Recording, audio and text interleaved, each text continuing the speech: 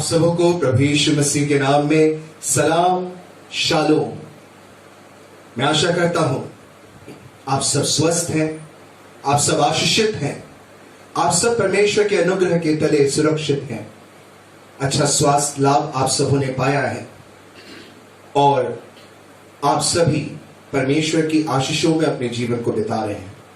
परंतु प्रियो, हमारे और भी ऐसे मित्र हैं, हमारे और भी ऐसे साथी हैं जिन तक परमेश्वरी मदद को पहुंचने के लिए जरूरत है।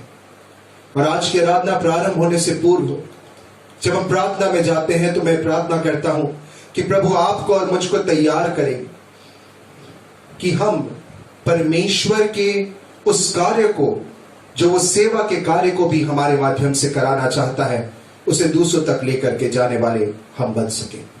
उनके लिए हमारे पांव तैयार हों, उन सेवा करने के लिए हमारे हाथ तैयार हों, ऐसा करने के लिए हमारे मन तैयार हों। परमेश्वर मेरी और आपकी सहायता करे। आइए हम सबसे पहले प्रार्थना में जाएंगे, परमेश्वर से सहायता मांगेंगे और उसकी स्तुति आराधना करते हुए आगे बढ़ेंगे। सारी आशीषों को देने वाले हमारे जीवते अनुग्रहकारी सर्वशक्तिमान पिता परमेश्वर, आप जो महान हैं, आप जो कृपा निधान हैं पिता परमेश्वर, आप जो पवित्र हैं, आप जो स्वर्ग में ऊंचे पर विराजमान है पिता परमेश्वर, जिनके नजदीक जाने की ना हमारी हैसियत है पिता परमेश्वर, लेकिन प्रभु यीशु मसीह के बलिदान के कारण, जिस प्रेम के कारण आपने उन्हें हमारे लिए दे दिया, ताकि उनके लहू बहाए जाने और उनके जी उठने के कारण हमने पिता परमेश्वर अनंत जीवन का भाग पा लिया, अपने जीवन की पवित्रता पा ली, अपने जीवन का बचाव पा लिया। प्रभु जी, उसी यीशु नाम में धन्यवाद देते हुए, पवित्र आत्मा की सामर्थ से परिपूर्ण होते हुए त्रिएक पिता परमेश्वर हम आपके सन्मुख खड़े हैं। प्रभु जी, आपका धन्यवाद करते हैं आपके प्रेम के लिए। हम धन्यवाद देते हैं प्रेम के साथ साथ आपके अनुग्रह के लिए, अनुग्रह के साथ आपकी आशीषों के लिए। धन्यवाद देते हैं आत्मा के फल के उन गुणों के लिए पिता परमेश्वर, जो हमारे जीवनों में आप बोने का निरंतर कार्य करते हैं पिता परमेश्वर। और इसी कड़ी में पिता परमेश्वर, आपने हमें विश्वासियों की संगति में और आराधना स्वरूप में पिता परमेश्वर एकत्रित होने की आज्ञा भी दी और हमें उसके लिए तैयार किया। प्रभु धन्यवाद देते हैं कि हम आपकी कृपा, आपकी दया के कारण पिता परमेश्वर सुरक्षित पाए जाते हैं। परंतु हमारे ऐसे और भी मसीह और गैर मसीह भाई बहन है पिता परमेश्वर, जो मुश्किलातों और दिक्कतों का सामना कर रहे हैं। प्रभु जी, हम स्मरण करते हैं भाई क्रिस्टोफर पॉल को पिता परमेश्वर, जो दिल्ली में एडमिट है प्रभु जी। और प्रभु जी, हम प्रार्थना करते हैं कि उनके संग सही सलूक नहीं हो रहा प्रभु जी। इस कोरोना वायरस ने पिता परमेश्वर एक मनुष्य को दूसरे मनुष्य से घृणा करने पे पिता परमेश्वर तब्दील कर दिया है। आज परिस्थितियां बिल्कुल वैसी ही नजर आती है पिता परमेश्वर, जैसी पुराने जमाने में कोड़ियों के साथ में होती थी प्रभु जी। और इसलिए हम प्रार्थना करते हैं कि जैसे प्रभु यीशु मसीह उस कोड़ी के पास गए पिता परमेश्वर, वैसे ही हम भी पिता परमेश्वर मदद पहुंचाने के लिए ऐसे लोगों के पास जाने वाले हों। हम सतर्कता का पालन पिता परमेश्वर बिल्कुल वैसा ही करें जैसा आपका वचन भी हमें बताता है और जैसा हमारी सरकार और देश के प्रशासनिक अधिकारियों के द्वारा हमें निर्देशित किया जा रहा है। प्रभु जी, इस देश के लिए प्रार्थना करते हैं जहां पिता परमेश्वर भाईचारे की जरूरत है, जहां आत्मिक सौहार्द की जरूरत है, जहां हर एक जाति एक दूसरे से प्रेम करे, ना कि घृणा करे पिता परमेश्वर, की जरूरत है। इसलिए उस एकता की आत्मा के पिता परमेश्वर यीशु नाम में पुकारते हैं प्रभु जी, आप इस मुल्क की सहायता मदद करें प्रभु जी। जब हम हमारे मुल्क को पिता परमेश्वर दिक्कतों परेशानियों की चपेट में आते हुए देखते हैं तो हम आपसे विनती करते हैं प्रभु जी कि सब कुछ संभालने वाले आप हैं। आपने कहा है कि एक धर्मी की प्रार्थना के कारण पिता परमेश्वर एक नगर बचाया जाता है। आज कलीसियाओं की कलीसिया पिता परमेश्वर आपसे विनती कर रही है संसार और मुल्क के लिए प्रभु जी। हमारे निवेदनों को सुनिएगा पिता परमेश्वर। प्रभु, ये हमारी ही गलतियों के कारण है कि हमने पिता परमेश्वर संसार को इस विनाश की ओर अपनी ही स्वार्थ, अपने ही लाभ और अपनी ही आकांक्षाओं की पूर्ति के लिए पिता परमेश्वर विनाश की ओर हम इसे ढकेलते चले जा रहे हैं। और पिता परमेश्वर, इसका ब्लेम हम आप पर डाल देते हैं। गलत डॉक्ट्राइनें प्रीच करी जा रही हैं पिता परमेश्वर, आपके वचन से भटकाने के कार्य किए जा रहे हैं। प्रभु जी, हम ऐसे समय में चाहते हैं कि आपकी आत्मा काम करे, आपकी सत्यता लोगों के जीवन में प्रकट होने वाली हो पिता परमेश्वर, ताकि लोग उचित रीति से सही मार्ग में बढ़ने वाले हो सके।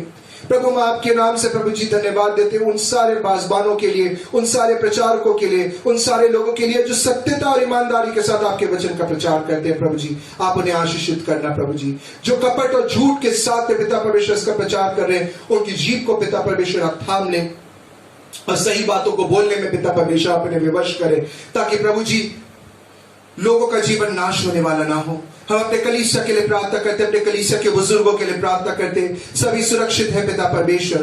पर प्रभु जी हम प्रार्थना करते हैं श्रीमती दान के लिए पिता परमेश्वर, जो अस्वस्थ है प्रभु, और प्रभु जी अपने बिस्तर पर हैं, आप उनकी सहायता और मदद करना प्रभु जी। हम अपने कलीसियाओं में बाप पिता परमेश्वर समस्त बुजुर्गों के लिए प्रार्थना करते हैं, अच्छा स्वास्थ्य लाभ देना पिता परमेश्वर, परिवार में स्नेह और पिता परमेश्वर सही केयर उनकी की जाने वाली हो प्रभु जी, ऐसा होने देना। प्रभु प्रार्थना करते हैं बच्चों के लिए जो पढ़ाई कर रहे हैं और पिता परमेश्वर कैसी अनिश्चितता में जी रहे हैं कि उनकी परीक्षाएं होंगी कि नहीं होंगी, उनका भविष्य क्या होगा प्रभु जी, ऐसे समय में उनकी ज्ञान और बुद्धि पर अपनी आशीष देना। जो नौकरी की तलाश में और नौकरी कर रहे हैं प्रभु जी, उनकी सुधि लेना पिता परमेश्वर। आज सब लोग डर में है प्रभु जी, लेकिन हम सारी चिंता और बोझ आप पर डालते हैं प्रभु जी, और प्रार्थना करते हैं इन जवानों के जीवन को आप सवार लें पिता परमेश्वर। जो नौकरी कर रहे हैं उनकी काम कमाई पर अपनी आशीष दे पिता परमेश्वर। बहुत सारे ऐसे प्रचारक है पिता परमेश्वर आज जिन्हें पिता फाइनेंशियल फंड्स मिलना बंद हो चुके हैं प्रभु जी परिस्थितियों के कारण, जो पिता परमेश्वर आर्थिक समस्याओं का सामना कर रहे हैं प्रभु, अपनी मदद को अपने खादिमों तक भेजना प्रभु जी। प्रभु हम प्रार्थना करते हैं उन सभी लोगों के लिए जो प्रभु आपके नाम के प्रचार के साथ साथ प्रभु जी सेवा का कार्य भी कर रहे हैं, उनकी सेवा के कार्यों को आशीषित करना प्रभु जी, होने देना उचित लोगों तक पिता परमेश्वर आपकी ये मदद पहुंचाई जाने वाली हो प्रभु जी। प्रभु हम उन सबों के लिए प्रार्थना करते हैं जो आपके वचन से दूर हैं, वो आपके वचन की नजदीकी में आने वाले हो सके। महिला सभा की महिलाओं के लिए प्रार्थना करते हैं प्रभु जी, जो अपने परिवारों का संचालन करती हैं पिता परमेश्वर, अपने परिवार में सेवा का कार्य करती हैं, आप उन्हें आशीषित करना। परिवार की मुखिया पुरुषों के लिए प्रार्थना करते हैं प्रभु जी, आत्मिक जीवन देना प्रभु जी, घुटनों का जीवन देना प्रभु जी, वो अपने परिवारों को अब्राहम के समान पिता परमेश्वर आपकी नजदीकी में बनाए रखने के लिए आगे लेकर चलने वाले हों। वो यहोशू के समान ये कहने वाले हों कि मैं और मेरा घराना प्रभु आपकी स्तुति करेगा। पिता परमेश्वर हम प्रार्थना करते हैं उन सभी लोगों के लिए जिनके जन्मदिन, जिनकी मैरिज एनिवर्सरीज और जिन्होंने बीमारी से चंगाई पिता परमेश्वर इस बीते सप्ताह में प्राप्त की है, आप उन्हें आशीषित करना। प्राचीनों के लिए प्रार्थना करते हैं प्रभु जी, प्रार्थनामय जीवन और आशीषों को देने वाला और वचन पर ध्यान करने वाला जीवन देना प्रभु जी। हम DVBS के लिए धन्यवाद देते हैं जो सफलता के साथ में 2 हफ्ते पूर्ण कर चुका है प्रभु जी, और अपने समापन की ओर है प्रभु जी। उसको देखने वाले आशीषित हों। बच्चों के मन में बात डाल प्रभु जी की वो कुछ क्षण के लिए नहीं परंतु पूरे DVBS को देख करके शिक्षाओं को ग्रहण करने वाले हों प्रभु जी। आज की आराधना को आपके हाथों में सौंपते हैं, पास्टर रामचंद्र सूरज को आपके हाथों में देते हैं पिता परमेश्वर। जब वो बोले तो आप उनके मुख से होकर के हम में से हर एक से बातचीत करिएगा प्रभु जी। आज पिता परमेश्वर हमें भविष्यवाणियों की जरूरत है, हमें प्रकाशनों की जरूरत है प्रभु जी, और भविष्यवाणी प्रेम शांति और उन्नति की बातें हैं पिता परमेश्वर। हम व्यर्थ की बातें करने वाले नहीं परंतु प्रेम शांति और उन्नति की बातों को कहने वाले हो जाए पिता परमेश्वर। हम पिता परमेश्वर हम आपके प्रकाशनों को पिता परमेश्वर जो आपने हमें दिया है उन्हें लोगों तक बताने वाले हो प्रभु जी। प्रभु जी हम कोई भी अनुचित बात नहीं परंतु उचित और आपको ग्रहण योग्य सभी कार्यों को करने वाले हो। विशेष करके प्रार्थना करते हैं कि जब हम प्रभु भोज की आराधना में शामिल होते हैं तो आप हमारी सहायता मदद करिएगा। एक बार फिर से कलीसिया के समस्त लोगों को आपके सामर्थी हाथों में सौंपते हुए इस विनती को प्रभु यीशु मसीह के नाम से मांग लेते हैं। पिता परमेश्वर माफी चाहता हूं, प्रार्थना करता हूं विशेष करके माताओं के लिए। आज जब इस आराधना को हम बना रहे हैं तो हम इसे मातृ दिवस या मदर्स डे के रूप में भी सेलिब्रेट करते हैं प्रभु जी। हम प्रार्थना करते हैं सभी माओं के लिए पिता परमेश्वर कि उनके प्रेम के कारण पिता परमेश्वर आज परिवारों में मसीहत जागृत है प्रभु जी। आप सहायता मदद करना कि माए वैसी मां बने जो वचन अनुरूप हो पिता परमेश्वर। प्रभु जी सहायता और मदद करना उन परिवारों की प्रभु जी जिन्हें सुख का लाभ नहीं है पिता परमेश्वर, उन तक आपकी दया और कृपा की दृष्टि बरसने वाली हो। सारी बातों को आपकी सामर्थ्य हाथों में सौंपते हुए आज के आराधना को आपके हाथों में देते हुए विनती यीशु नाम में मांगते सुने कबूल कीजिएगा, आमीन। आइए परमेश्वर की स्तुति में हम सब अपनी आराधना के गीत से गीत निकालेंगे। गीत नंबर 372 जब जीवन के दुख सागर में आदमी चलती है। इस गीत को हम मिलकर के परमेश्वर की स्तुति में गाएंगे।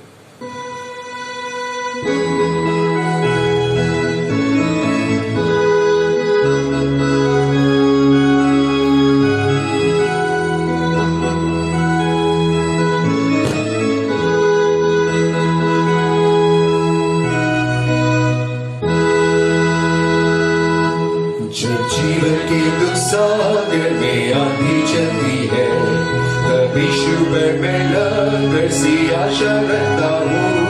परीक्षा और विपत्ति की लहरें आती है, तब उससे चैन और शांति मैं पाता हूँ।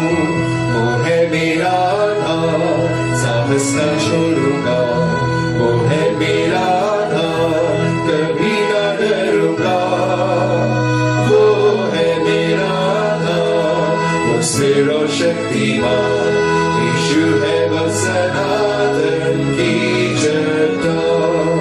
बुराई से मुझे वो बचाए रखता है, वो मुझसे बातें करके आराम दिलाता है। वो पथ प्रदर्शक मेरा, उस पर मेरा विश्वास, सदा सहारा दिए वो रहता पास। वो है मेरा आधार, साहस न छोड़ूंगा। वो है मेरा आधार, कभी न डरूंगा। वो है मेरा आधार, वो स्थिर और शक्तिमान, यीशु है वो सनातन की चट्टान। वह मेरा तो सहायक, शुभचिंतक है महान, दुखों की आंधी रोके बचाता मेरा प्राण। विश्वास से स्वर्ग के घर की प्रतीक्षा करता, जो मेरे लिए कृष्ण है जा रखा। वो है मेरा आधार, साहस न छोड़ूंगा। वो है मेरा आधार, कभी न डरूंगा। वो है मेरा आधार, वो स्थिर और शक्तिमान, यीशु है वो सनातन की चट्टान। आइए हम परमेश्वर के वचन में जाएंगे और परमेश्वर का संदेश, आज संदेश का दूसरा भाग पास्टर राम शरण सूरज हमें देंगे।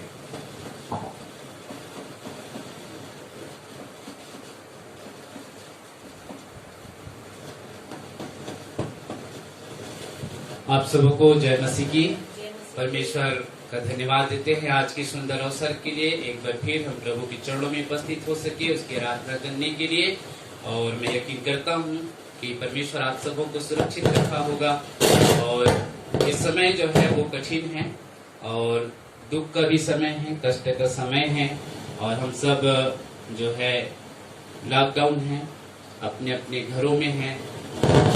ऐसे समय में जो है जब हम इस जीवन में ऐसे घड़ी को देख रहे हैं, तो मैं ये कहना चाहता हूँ कि ये समय हमारे लिए जो है अपने आप को परमेश्वर के लिए तैयार करने के लिए है, अपने परिवार को परमेश्वर के लिए तैयार करने के लिए है कि हम अपने आप को व्यक्तिगत रीति से परमेश्वर के लिए तैयार करें, प्रभु के पास जाने के लिए तैयार करें।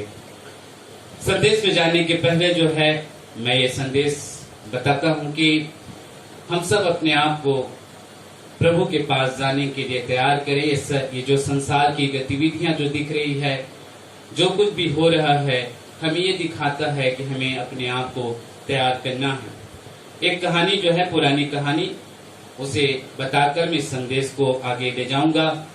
एक राजा अपने नगर के, अपने राज्य के एक विदूषक को जो है एक इनाम देता है और इनाम के रूप में एक मुकुट देता है। और वो जो मुकुट ऐसे व्यक्ति को दिया जाता है जो सबसे मूर्ख हो, और मूर्खाधिराज जैसे मुकुट जो है उसको दिया जाता है। और वो मुकुट उसके पास रहता है। कुछ समय के बाद जो है राजा का अंतिम समय आता है और जब वो मृत्यु शैया में होता है, वो विदूषक भी उसको देखने के लिए जाता है और जाकर जो है राजा से बातें करता है और एक प्रश्न पूछता है, महाराज, राजा साहब, आप बताइए कि आपके जीवन का अंतिम समय है, आप स्वर्ग जाने के लिए, ईश्वर के पास जाने के लिए आपने क्या तैयारी की? राजा को उत्तर आता है, मैंने कुछ भी तैयारी नहीं की। और तब विदूषक जो है अपना वो मुकुट, जो मूर्खाधिराज का मुकुट है, वो कहता है, तो आप ही सबसे बड़े वो मूर्ख हैं, ये मुकुट मैं आपको देता हूं। प्रियो, ये समय हमें दिखाता है, परमेश्वर के वचन के द्वारा हम इस बात को जानते हैं कि प्रभु यीशु मसीह का आगमन जल्द ही होने वाला है। इस संसार अंत की ओर लगातार बढ़ते चली जा रही है। यही प्रश्न हमारे लिए भी है, क्या हमने स्वर्ग जाने के लिए, परमेश्वर के पास जाने के लिए, प्रभु यीशु मसीह के पास जाने के लिए अपने आप को तैयार कर लिया है? यदि नहीं किया है तो उस राजा के समान हम भी सबसे बड़े मूर्ख हैं। और इसलिए इस समय है कि हम अपनी मूर्खता छोड़ें, अपनी तैयारी प्रभु यीशु मसीह के पास जाने के लिए, उस बादलों पर उठाए जाने के लिए हम सब अपनी तैयारी कर सकें। इसलिए संदेश आपके लिए है, हमारे लिए है, जो हमें बताता है कि किस प्रकार प्रभु हमारे लिए एक सुंदर देश को रखा है, एक उत्तम देश को रखा है। जो संदेश इन दिनों पिछले सप्ताह आप लोगों ने सुना है, और वो संदेश का जो शीर्षक मैंने बनाया है वो है कड़वाहट से छुटकारा। कड़वाहट से छुटकारा। इजरायलियों का जीवन जो है वो कड़वाहट में था, वो दुख में था। परमेश्वर उनको छुड़ाकर एक अच्छे देश, एक सुंदर देश में, एक मनोहर देश में ले जाने के लिए उनके पास जो है छुटकारे का एक संदेश लेकर आता है, और परमेश्वर उनको छुड़ाता है और छुड़ा कर ले जाता है। परमेश्वर के वचन में हम पढ़ते हैं इफिसियों की पत्री उसका 4 अध्याय उसका 31 वचन में जो है जिस प्रकार से लिखा है, 31 और 32 पद जो है आज के संदेश का जो मुख्य भाग होगा, जिसके अंतर्गत हम उन बातों को पूर्ण करेंगे। सब प्रकार की कड़वाहट और प्रकोप और क्रोध और कलह और निंदा सब बैर भाव समेत तुमसे दूर की जाए, और एक दूसरे पर कृपालु कृपामय हो, और जैसे परमेश्वर ने मसीह में हमारे अपराध क्षमा किए, वैसे ही तुम भी एक दूसरे के अपराध को क्षमा करो। संदेश का पहला भाग जो हम लोग देख रहे हैं, और वो ये है जीवन के कड़वापन से छुटकारा। उसके बाद हम संदेश के दूसरे 2 भाग जो है उसमें का दूसरे में जाएंगे, और इसमें कुछ बातें उदाहरण के रूप में आप लोगों ने देखा कि इजरायली लोग किस प्रकार से 430 वर्ष तक जो है मिस्र में गुलाम थे, वहां उनका जीवन दुख में पड़ा हुआ था। परमेश्वर ने कैसे उनको वहां से छुड़ाता है और छुड़ा कर ले जाता है, उनके जीवन की कड़वाहट को एक मिठास में वो बदल देता है। और आगे जो है संदेश में यदि हम लोग बढ़ेंगे तो एक उदाहरण जो है मैं आपको बताना चाहता हूँ। निर्गमन 15 अध्याय उसका 22 से 24 वचन तक जो है वहाँ पर हमें वचन मिलता है कि इजरायली लोग जो है वो बढ़ रहे हैं आगे। उसके बाद जैसे ही हम एक छुटकारे को देखते हैं 15 अध्याय में, निर्गमन 15 अध्याय में जो है वो छुटकारा जो मेमने के लहू के द्वारा से उनको मिला, और उसके बाद जब वे लाल समुद्र को पार करके आगे बढ़ते हैं तो एक सुंदर गीत जो है वहाँ पर मिलता है। बाइबिल का पहला गीत जो 15 अध्याय है वो छुटकारे का गीत है, वो यहोवा का गीत है, और उसके साथ जो है इजरायली लोग आगे बढ़ते हैं। और ये पहला गीत जो कुछ महिलाओं के द्वारा से डपली में जो है डब बजाकर गाई गई गीत है, आनंद के गीत है, छुटकारे का गीत है, जब परमेश्वर ने उनको छुटकारा दिया है। प्रियो, मैं कहना चाहता हूँ इसके 22 पद में लिखा है, तब मूसा इजरायलियों को लाल समुद्र से आगे ले गया और वे सूर नाम जंगल में आए, और जंगल में जाते हुए 3 दिन तक पानी का सोता न मिला। फिर मारा नाम एक स्थान पर पहुँचे, वहाँ का पानी खारा था, विसे न पी सके, इस कारण उस स्थान का नाम मारा पड़ा। यहाँ पर हम लोग देखते हैं इन लोगों ने एक बड़ी छुटकारा को प्राप्त किया है, एक बड़ा छुटकारा इनको मिला है। और ये छुटकारे के गीत के साथ जो है उस जंगल के मार्ग में जहाँ परमेश्वर एक सुंदर कनान देश में दूध और मधु की धारा बहती वहाँ ले जा रहा है, और वे वो आगे बढ़ रहे हैं। यहाँ पर हम लोग देखते हैं छुटकारे प्राप्त जीवन में परमेश्वर की स्तुति और प्रशंसा होनी चाहिए, और जहाँ परमेश्वर ले जाना चाहता है वहाँ हमें सतत आगे बढ़नी चाहिए। इब्रानी 10 और उसका 19 पद कहता है कि एक जीवित मार्ग में परमेश्वर हमको ले जाने के लिए एक जीवित मार्ग जो है तैयार किया है, और वो जीवित मार्ग प्रभु यीशु मसीह के द्वारा, प्रभु यीशु मसीह के लहू बहाए जाने के द्वारा एक नया और जीवित मार्ग हमको मिला है। स्वर्ग ले जाने के लिए प्रभु ने हमें चुना है, और इसलिए हम इस मार्ग में सतत आगे बढ़ना है, निरंतर आगे बढ़ते जाना है। परमेश्वर के वचन को पढ़ते हुए प्रभु के मार्ग में जैसा शिक्षा प्रभु ने दिया है उस शिक्षा के अनुसार हमें आगे बढ़ते जाना है, ये सिखाता है। जब ये आगे बढ़ रहे थे तो वहां पर जो है लिखा है कि इन्हें पानी नहीं मिला। कनान के मार्ग में आगे बढ़ते हुए पानी नहीं मिला, और जब मिला तो वो भी ऐसा पानी मिला जो कड़वा पानी था, और उस जगह का नाम जो है मारा था। प्रभु के अनुग्रह से हमें जो जीवन मिला है, वो जीवन के बाद जब हम इस मार्ग में, प्रभु के मार्ग में, एक जीवित मार्ग में स्वर्ग के मार्ग में हम आगे बढ़ते जा रहे हैं।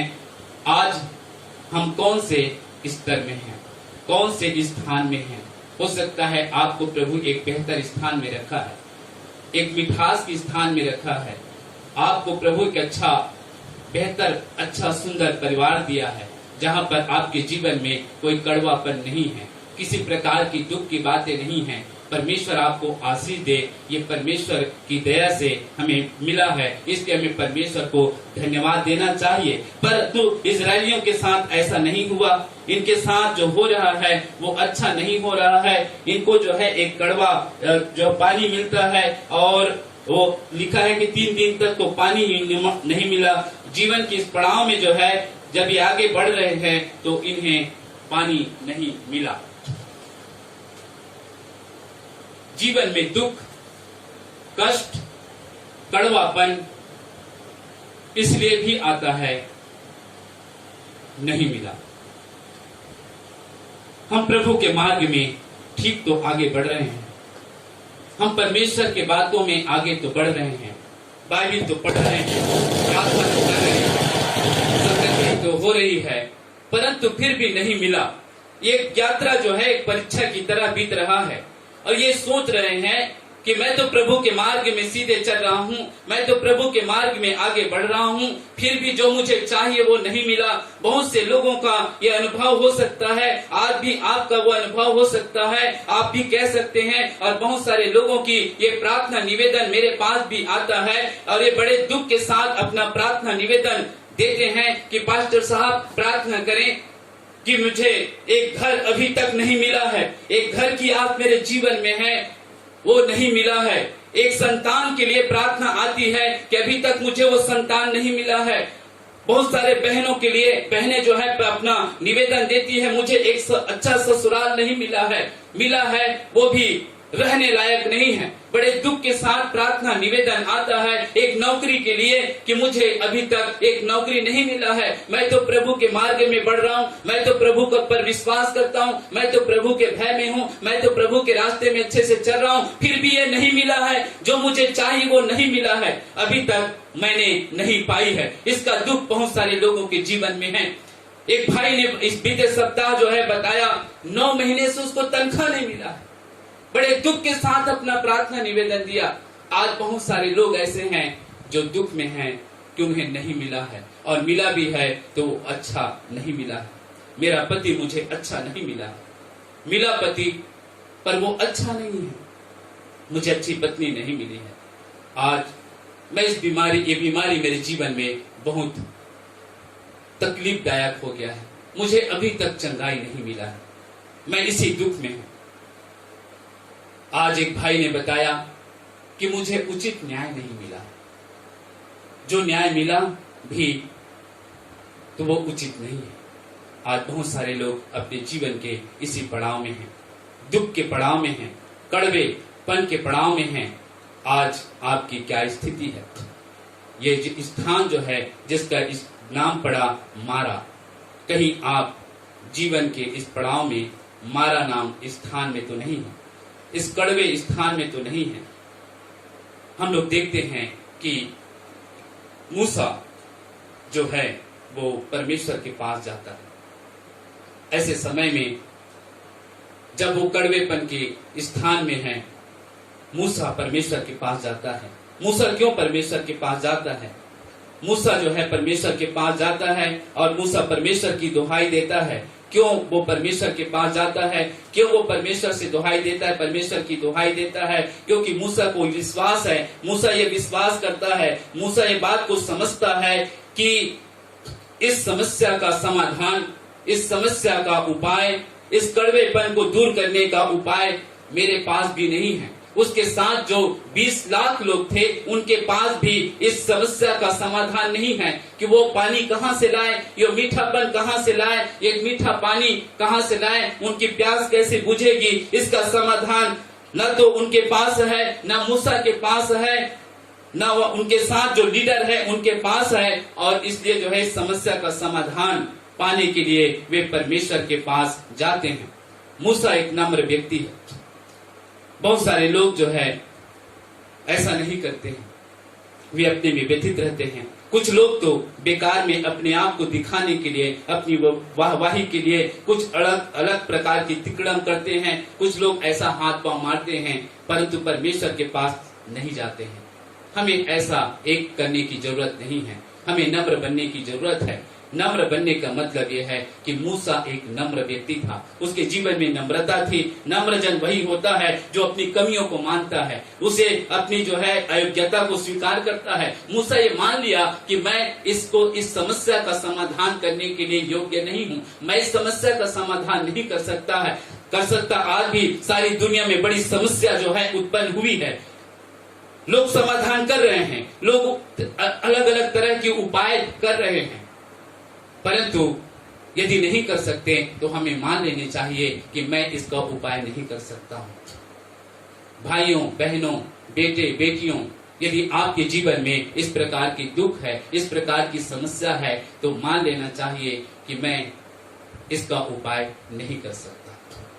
और इसका उपाय यदि कोई कर सकता है तो परमेश्वर कर सकता है। मूसा इसलिए परमेश्वर के पास जाता है क्योंकि उसको परमेश्वर के ऊपर ही विश्वास है, उसको परमेश्वर के ऊपर यकीन है कि परमेश्वर ही इसका उपाय कर सकता है। इस कड़वे को मीठा यदि कोई कर सकता है तो परमेश्वर कर सकता है। मेरे जीवन के कड़वे को मीठा यदि कोई कर सकता है तो परमेश्वर कर सकता है। मेरे परिवार को यदि कोई अच्छा कर सकता है, मेरे वैवाहिक जीवन को यदि कोई अच्छा कर सकता है तो परमेश्वर ही कर सकता है। इसलिए वो परमेश्वर के ऊपर यकीन करता है और परमेश्वर के पास ही जाता है और परमेश्वर से ही प्रार्थना करता है। ऐसे ही हमारे लिए बड़ी सीख की बात है कि ऐसे समय में हमें परमेश्वर के ऊपर पूर्ण जो है अधीन होनी चाहिए, पूर्ण विश्वास होनी चाहिए और परमेश्वर के पास ही अपनी समस्या का समाधान ढूंढना चाहिए।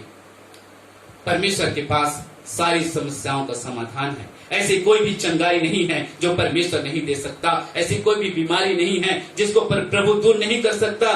परमेश्वर के पास संपूर्ण छुटकारे का उपाय है। परमेश्वर के पास पापी मनुष्य के पूर्ण उद्धार का उपाय है जो उसने अपने पुत्र के द्वारा किया है। परमेश्वर के पास अनंत जीवन का उपाय है। चाहे आप किसी भी प्रकार के व्यथा में हैं, चाहे आप किसी भी प्रकार के संकट में पड़े हुए हैं, फंसे हुए हैं, परमेश्वर के पास उपाय है। वो आपके जीवन को मीठा कर सकता है, आपके जीवन के कड़वा को वो दूर कर सकता है। परमेश्वर लाल समुद्र को जिसने दो भाग कर दिया, उसने आग की ज्वाला को ठंडा कर दिया, वो आपके जीवन के भी इन समस्याओं को दूर कर सकता है। हमें उसके ऊपर यकीन रखने की जरूरत है, हमें उसके ऊपर भरोसा रखने की जरूरत है। परमेश्वर ने एक उपाय दिया, वहां पर लिखा है कि परमेश्वर ने एक पौधा दिया, बतला दिया, जिसे पानी में डाल दिया और वो मीठा हो गया।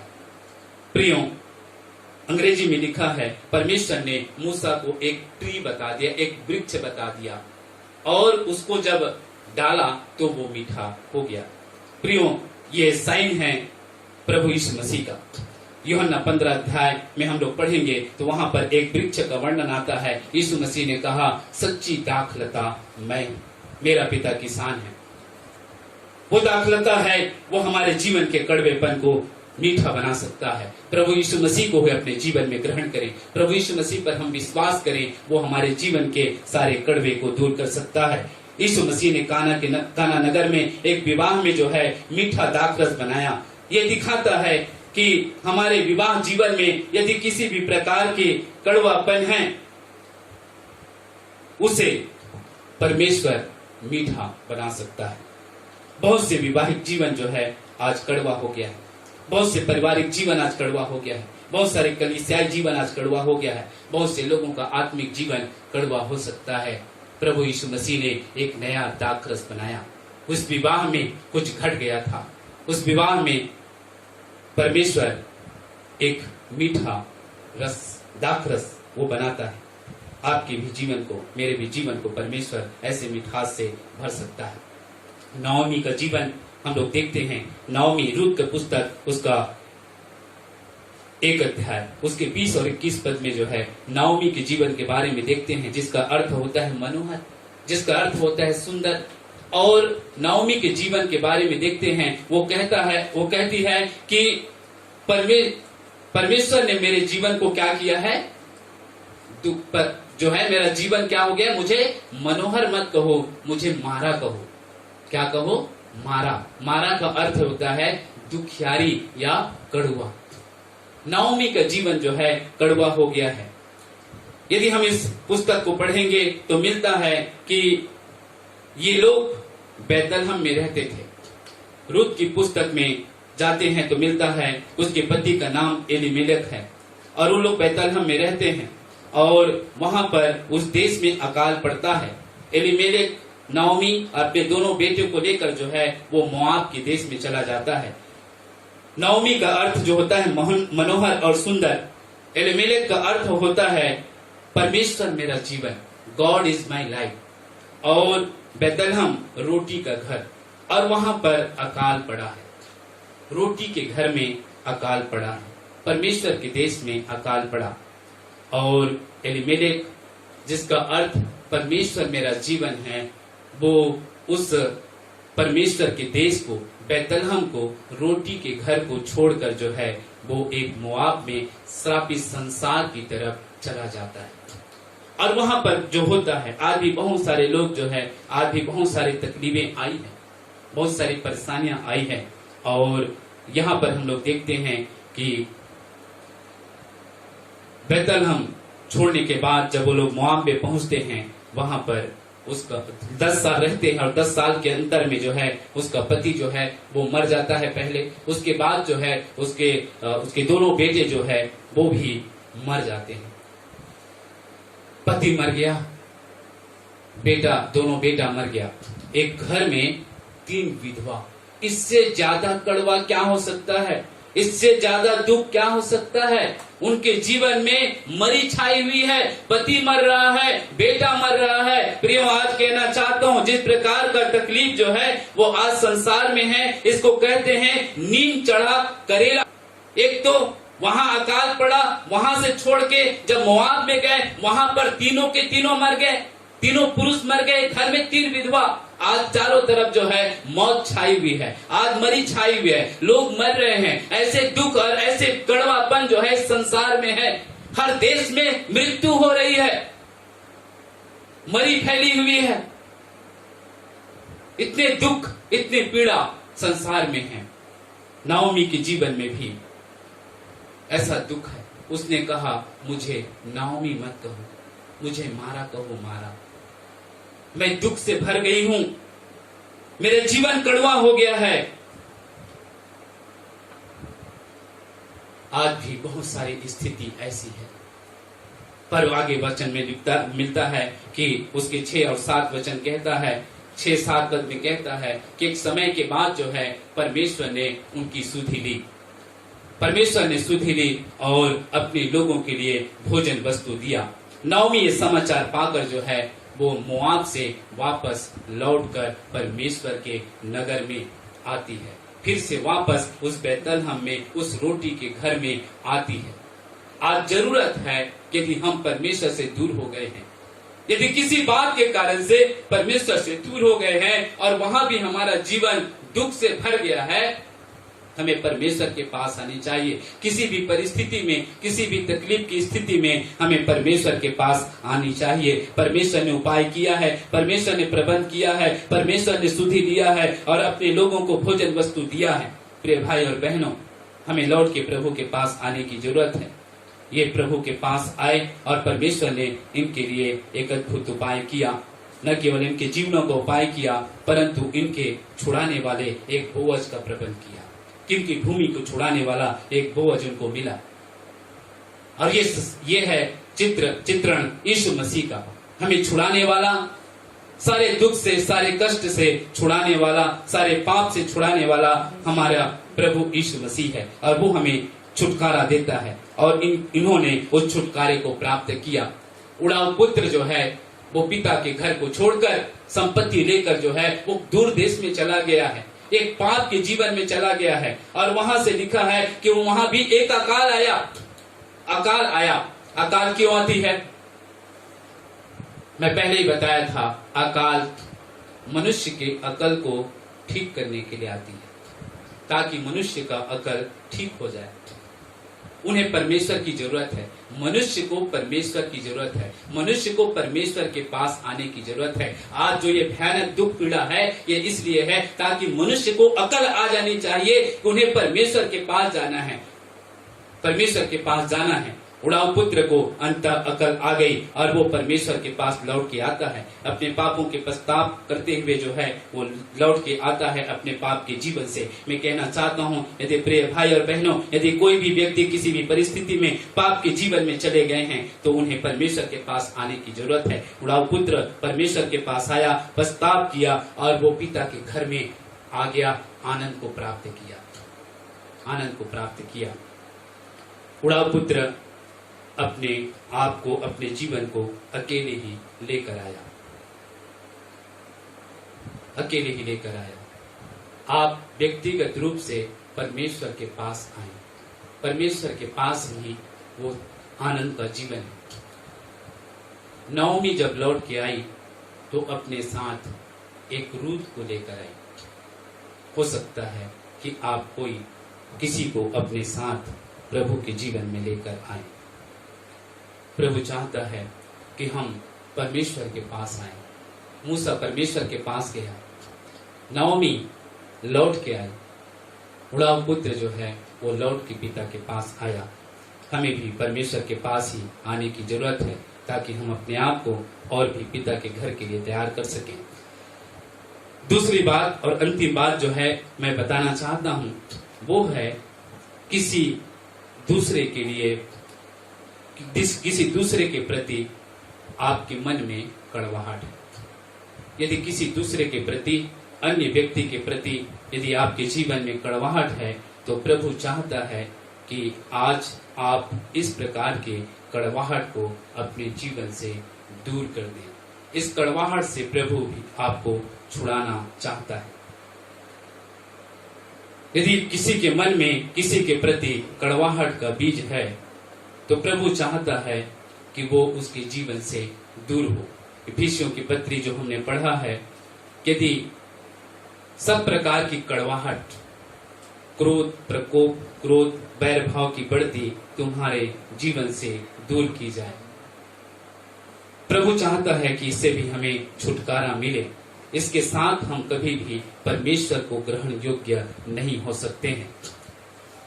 कड़वाहट जो है वो मधुरता के विपरीत है। और ये कड़वाहट हमारे जीवन में क्या करता है? ये कड़वाहट हमारे जीवन में जो है एक बदले की भावना को लेकर आता है कि हमारा जीवन जो है एक बदले की भावना से भर जाता है। और जिस प्रकार यूसुफ के भाइयों के मन में उसके प्रति कड़वा भाव था और उन्होंने उसे बेच दिया, उसे गड्ढे में डाल दिया, उसके घात करने की कोशिश की। आज भी बहुत सारे लोगों के जीवन में इस प्रकार की कड़वी भावनाएं हैं। ये व्यक्ति जिसके जीवन में इस प्रकार की कड़वाहट है वो दूसरे व्यक्ति की गलतियों का हिसाब रखे रहता है और ये पीढ़ी दर पीढ़ी जो है उसके जीवन में बने रहता है। उस व्यक्ति ने क्या गलती किया, कौन सी गलती की, सारे हिसाब को वो रखे रहता है। परमेश्वर चाहता है कि हम अपने जीवन से ऐसी कड़वाहट को दूर करें। जिसके जीवन में कड़वाहट होता है दूसरे के प्रति, वो मनुष्य दूसरे के साथ मेल मिलाप नहीं करना चाहता है। और ऐसा व्यक्ति जो है, ऐसे व्यक्ति के मन में जो है भली, अच्छी, सुंदर बातों का स्वीकरण नहीं होता है और जीवन बहुत ही बुरा बनते जाता है। प्रियो, ये बहुत ही खतरनाक है जो मनुष्य के जीवन को नष्ट कर देगा। कड़वाहट रखना एक भयानक पाप है और प्रभु चाहता है कि हमें इससे छुटकारा मिले। कड़वाहट भरे जीवन में, ऐसे जीवन में बराबर द्वंद्व होते रहता है, अंतर द्वंद्व होते रहता है। घबराहट, चिड़चिड़ापन, क्रोध, दोषारोपण, कठोरता, ईर्ष्या से भरा रहता है। ईर्ष्या से भरा जीवन होता है। यदि ऐसा जीवन है तो आइए आज यीशु के लहू से अपने आप को हम लोग धो लें, क्योंकि प्रभु यीशु मसीह का लहू ही हमें सब प्रकार के पापों से शुद्ध करता है। पहला पत्रस मैं पढ़ना चाहता हूँ। पहला पतरस उसका 1 अध्याय उसका 18 वचन कहता है, क्योंकि तुम जानते हो कि तुम्हारा निकम्मा चाल चलन जो बाप दादों से चला आता है, उससे तुम्हारा छुटकारा चांदी सोने अर्थात नाशमान वस्तुओं के द्वारा नहीं हुआ, परंतु निर्दोष और निष्कलंक मेमने अर्थात मसीह के बहुमूल्य लहू के द्वारा हुआ है। हमें हमारे बाप दादों के निकम्मे चाल चलन से, ये निकम्मे पाप के चाल चलन और स्वभाव है, इससे छुटकारा प्राप्त करने की जरूरत है। अपने आप को शुद्ध करने की जरूरत है। ये समय परमेश्वर ने हमें इसलिए दिया है ताकि हम अपने आप को परमेश्वर के पास, प्रभु यीशु मसीह के पास स्वर्ग जाने के लिए तैयार करें, प्रिपेयर करें, अपने आप को शुद्ध करें, ऐसी पापों से अपने आप को शुद्ध करें, ऐसी कड़वाहट से अपने आप को शुद्ध करें। परमेश्वर चाहता है कि हम अपने जीवन के कड़वापन को प्रभु के हाथ में दे दे। प्रभु ही हमारे जीवन को मिठास से भर देगा। प्रभु यीशु मसीह हमारे जीवन को सुंदर बना सकता है, और इसलिए कहता है कि सब प्रकार की कड़वाहट तुम्हारे जीवन से दूर की जाए। यदि आज इस कड़वाहट को लेकर जी रहे हैं किसी और अन्य लोगों के प्रति, तो आज हमें प्रभु के चरणों में आकर पछतावा करने की जरूरत है, अपने पापों को स्वीकार करने की जरूरत है। हमें मानने की जरूरत है कि अभी भी मेरा जीवन शुद्ध नहीं है, अभी भी मेरा जीवन पवित्र नहीं है, अभी भी मैं परमेश्वर के पास जाने के लिए तैयार नहीं हूँ। अपने आप को तैयार करें, इस छुटकारा को प्राप्त करें। और लिखा है, और एक दूसरे के साथ कृपालु बनो, करुणामय, और जैसे परमेश्वर ने मसीह में तुम्हारे अपराध क्षमा किए, वैसे तुम भी एक दूसरे के अपराध को क्षमा करो। प्रभु चाहता है कि हमारा जीवन ऐसी सुंदरता से भर जाए, ऐसे मिठास से भर जाए। हमारा जीवन कड़वा किसी को पसंद नहीं है, परमेश्वर को भी पसंद नहीं है। वो नहीं चाहता कि हमारे जीवन में कड़वा रहे, वो नहीं चाहता कि हमारे जीवन में किसी के प्रति कोई कड़वाहट रहे। प्रभु चाहता है कि हमारा जीवन स्वीट रहे, मीठा रहे। स्वीट सबको पसंद आता है, मीठा सबको पसंद आता है। परमेश्वर को भी ऐसी ही जीवन पसंद आता है। प्रभु चाहता है कि हम अपने जीवन के सारे कड़वाहट को दूर करें। प्रभु यीशु मसीह के लहू से हम शुद्ध हो जाएं। प्रभु यीशु मसीह की इस वचन से आज हम छुटकारा प्राप्त करें। परमेश्वर सहायता करे कि आप सबका जीवन, सुनने वालों का जीवन परमेश्वर के इस सुंदर मिठास भरे जीवन से भर जाए। आप अपने जीवन में परमेश्वर के योग्य बन जाए, अपने आप को परमेश्वर के पास जाने के लिए तैयार करें। आइए प्रार्थना में जाएंगे। हमारे जीवित अनुग्रहकारी प्रेमी पिताजी, सर्वशक्तिमान सामर्थी परमेश्वर, प्रभु यीशु मसीह के नाम से एक बार फिर आपके चरणों के पास आते हैं। पिता परमेश्वर, हम आपको धन्यवाद देते हैं ऐसे सुंदर समय के लिए प्रभु जी, जो आपने हमारे जीवन में लेकर आया है, ताकि हम आपकी इच्छा को समझ सकें, आपके वचन की बातों को जान सके। प्रभु जी, मैं प्रार्थना करता हूँ पिता परमेश्वर, प्रभु जी, किसी भी प्रकार की कड़वापन जीवन में है प्रभु जी, पिता परमेश्वर, जो उन्होंने नहीं पाया या पाया वो बहुत ही खराब है प्रभु जी, तो पिता परमेश्वर आज हर एक के जीवन में प्रभु आप समर्पण दे, ताकि वे अपने आप को अर्पित करें और हर एक के जीवन का कड़वापन दूर हो सके। प्यारे प्रभु जी, हम तेरे ही पास आते हैं। प्यारे प्रभु जी, हम तेरे चरणों में आते हैं पिता परमेश्वर। प्रभु जी, पिता परमेश्वर, हम आपकी दया को, हम आपके अनुग्रह को चाहते हैं। प्यारे प्रभु जी, पिता परमेश्वर, यदि किसी के प्रति, किसी के मन में कोई कड़वाहट है प्रभु जी, तो आज हर एक से आपने बोला और बातचीत किया है प्रभु जी, वे अपने आप को शुद्ध और पवित्र कर सके। इसलिए हम सब अपने आप को प्रभु जी, सारे कलीसिया के एक लोगों को प्रभु जी, मैं प्रार्थना करता हूँ हर एक के जीवन को आप शुद्ध करें, ताकि हर एक का जीवन परमेश्वर के पास जाने के लिए तैयार हो सके। प्रभु जी, हम अपने आप को तेरे हाथ में सौंपते हैं पिता परमेश्वर। एक सुंदर जीवन से, एक मनोहर और मिठास जीवन से हर एक के जीवन को आप भर दीजिए। यदि किसी के वैवाहिक जीवन में प्रभु जी कड़वापन है प्रभु जी, उसके जीवन को आप सुंदर बना दीजिए। प्यारे पिता परमेश्वर, प्रभु जी, हम आपके हाथ में सौंपते हैं। धन्यवाद देते हैं प्रभु हमारी प्रार्थना विनती सुनने के लिए। हमारे एकमात्र जीवित उद्धारकर्ता प्रेमी प्रभु यीशु मसीह के सामर्थ्य और पवित्र नाम से मांगते हैं, आमीन।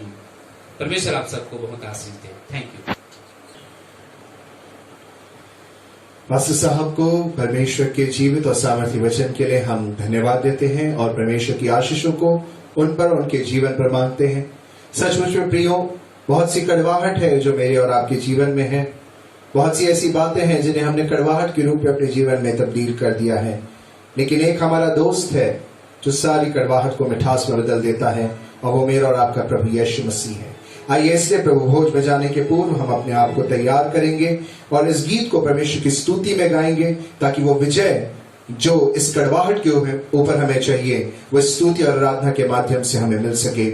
हमारी आराधना की गीत में गीत नंबर 249 एक ही प्यारा है हमारा दोस्त हकीकी यार अजीज।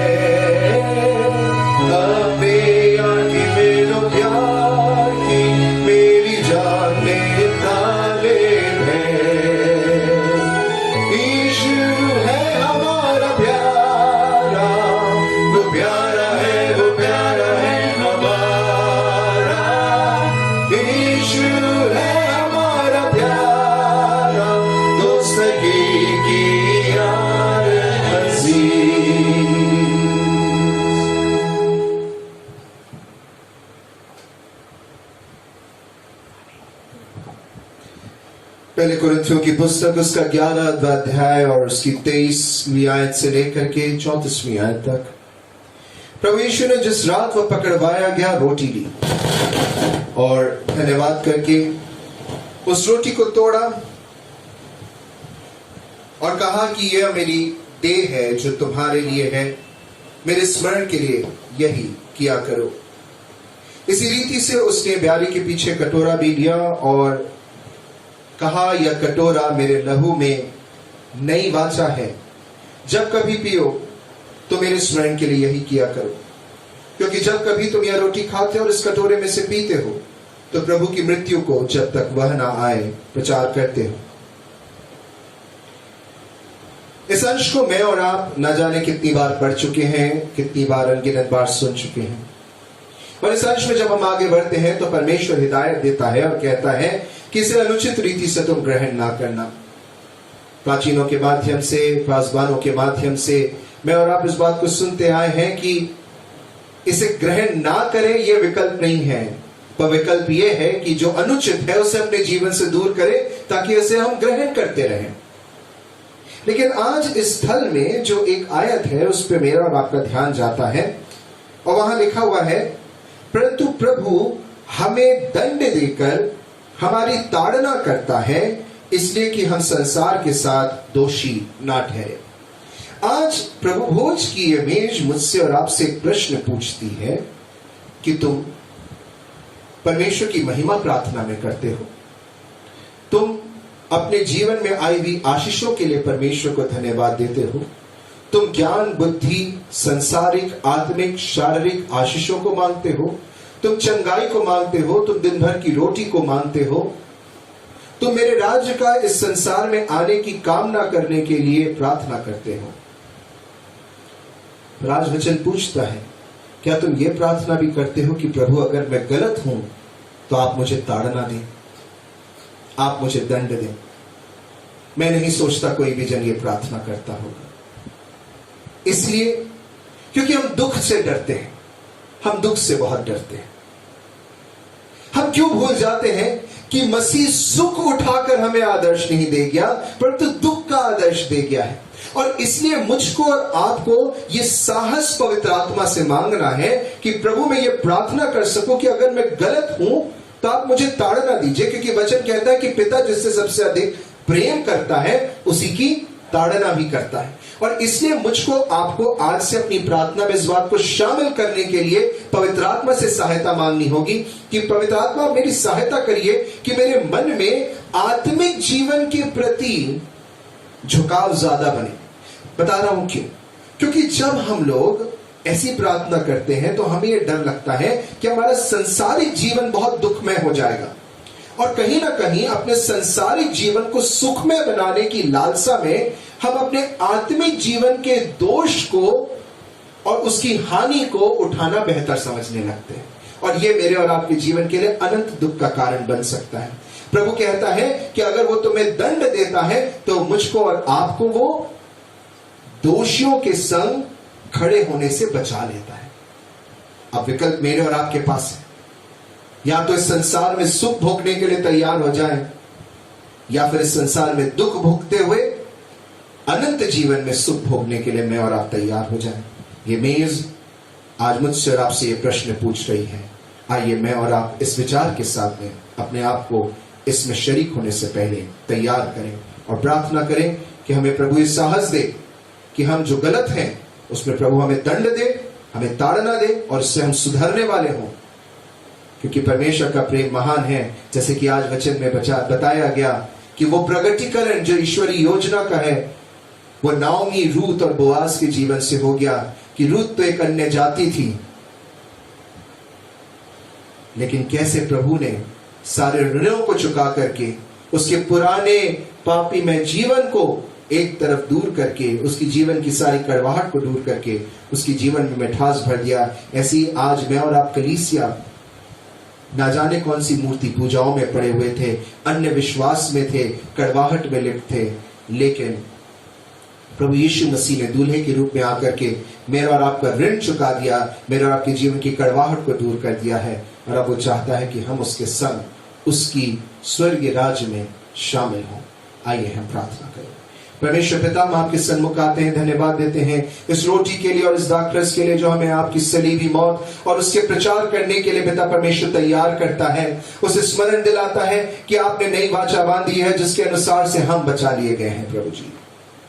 प्रभु जी हमें क्षमा मिल चुकी है, पर प्रभु हमारे प्राणों की किए हुए कार्यों के लिए हम आपसे दंड की कामना करते हैं कि हम सुधरने वाले हो, हम आपकी ताड़नाओं को हर्ष के साथ ग्रहण करें ताकि हम एक बेहतर मसीह बनते चले जाएं। प्रभु जब इसमें शामिल होते हैं तो आप हमारी सहायता और मदद करना कि पिता परमेश्वर अनुचित रीति से नहीं परंतु सही रीति से इसमें शामिल होने वाले हों। विनती को प्रभु यीशु मसीह के नाम से मांगते हैं, सुने कबूल कीजिएगा, आमीन। आइए हम सब प्रभु भोज में शामिल हों।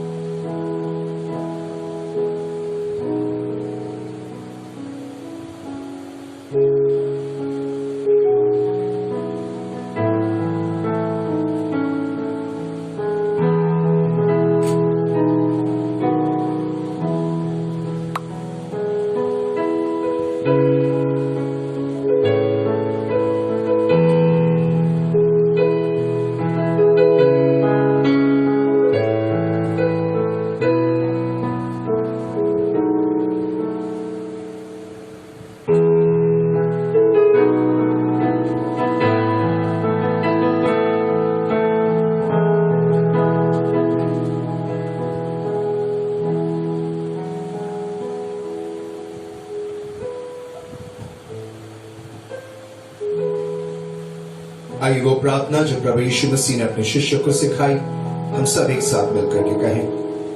हे हमारे पिता, आप जो स्वर्ग में हैं, आपका नाम पवित्र माना जाए, आपका राज्य आवे, आपकी इच्छा जैसे स्वर्ग में पूरी होती है वैसे इस पृथ्वी पर भी पूरी हो। हमारे दिन भर की रोटी आज हमें दीजिए, और जैसे हमने अपने अपराधी को क्षमा किया वैसे आप हमारे अपराधों को क्षमा करें, और हमें परीक्षा में ना लेकिन बुराई से बचाएं, क्योंकि राज, पराक्रम और महिमा सदा आपकी है।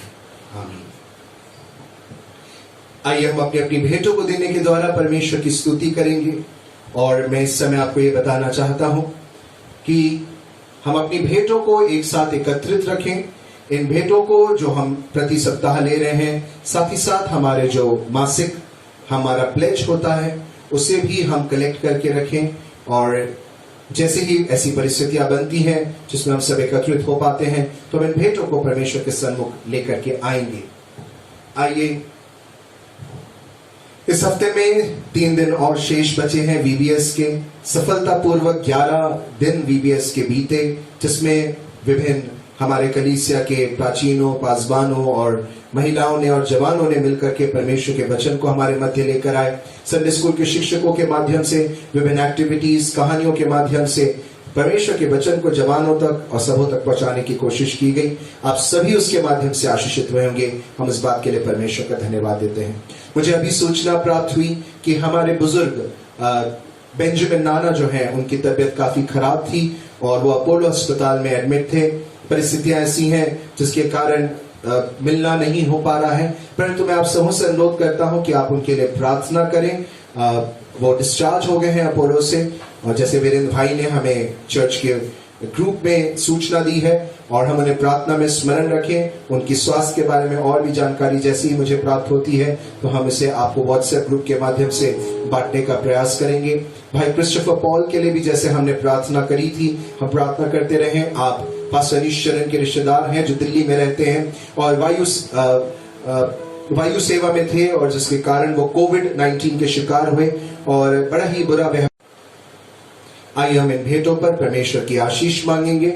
और आशीष मांगने से पूर्व मैं चाहूंगा कि आप मदर्स डे के ऊपर पे ये खूबसूरत सी पोयम श्रीमती मीनाक्षी मिश्रा के द्वारा अवश्य सुने। मदर्स डे के अवसर पर सभी मदर्स को एक छोटी सी कविता समर्पित है। शीतल बयार है माँ, ममता और अपनत्व से भरा प्यार है माँ। सुलगते मरुस्थल में शीतल बयार है माँ। नफरत भरी दुनिया में सच्ची मोहब्बत है माँ। रोते बिलखते बच्चों की मधुर मुस्कान है माँ। त्याग, तपस्या और संस्कार की खान है माँ। रूठे हुए बच्चों को करती मनुहार है माँ। तमस में चमकता अलौकिक प्रकाश है माँ। सुनहरे सपनों की एक दिव्य आकाश है माँ। धूप में झुलसे हुए तन के लिए छांव है माँ। लड़खड़ाकर गिरते बच्चों के लिए पांव है माँ। अपने बच्चों की हर घड़ी खैर ख्वाह है माँ। सच पूछो तो ईश्वर की इबादत गाह है माँ। जीवन पथ पर हर कदम, हर पल, हरदम है माँ। लगे ठोकर अगर कहीं तो मरहम है माँ। लगे ठोकर अगर कहीं तो मरहम है माँ। Happy mother's day. आइए इन भेंटों के लिए हम प्रार्थना करेंगे। सारे उत्तम आशीषों को देने वाले हमारे जीवते अनुग्रहकारी सर्वशक्तिमान प्रभु जी, धन्यवाद देते हैं कि आपने अपने वचन से सिखाया कि लेने से देना धन्य है प्रभु जी, और धन्यवाद देते हैं कि हम देने वाले बन सके प्रभु जी। हम धन्यवाद देते हैं कि आप हमसे अत्यंत प्रेम करने वाले महान गुरु हैं प्रभु जी, और प्रभु हम धन्यवाद देते हैं कि आपने हमें इतना दिया है कि हम अपने बहुत में से कुछ आपके सन्मुख लेकर आ सकते हैं। अगर हम कुछ दे सकते हैं पिता परमेश्वर, तो सबसे बड़ा होगा हमारा जीवन का समय, और उसे हम पिता परमेश्वर बड़ी ईमानदारी के साथ देने वाले हैं। प्रभु जी, इन भेंटों पर आपकी आशीष चाहते हैं। उन्हें दीजिएगा कि ये सारी भेंटें आपके राज्य की बढ़ोतरी के लिए, आपके खादिमों की पिता परमेश्वर बेहतर जीवन के लिए खर्च किया जाने वाला हो, सत्यता और ईमानदारी के संग खर्च किया जाने वाला हो, जिससे आपके राज्य की बढ़ोतरी हो। प्रभु जी, इस पर आप अपनी आशीष दीजिएगा। विनती को प्रभु यीशु मसीह के नाम से मांगते हैं, सुनिए कबूल कीजिए, आमीन। आइए हम आशीष ग्रहण करेंगे। मैं अनुरोध करूंगा पास्टर रामचंद्र सूरत से कि वे आशीष देने में हमारी अगुवाई करें। और अब हमारे सर्वशक्तिमान सामर्थी पिता परमेश्वर का प्रेम, प्रभु यीशु मसीह का अनुग्रह, पवित्र आत्मा की शांति और सहभागिता हम सब विश्वासियों के साथ और विश्व की सारी कलीसियाओं के साथ अब से लेकर युगानुयुग तक होती रहे। आमीन। शेष 3 दिन के VBS के वीडियोस बचे हुए हैं जो मंडे, ट्यूसडे और वेडनेसडे को अपलोड किए जाएंगे। आप उसे देखें और उसके माध्यम से आप आशीषित हो। Thank you very much.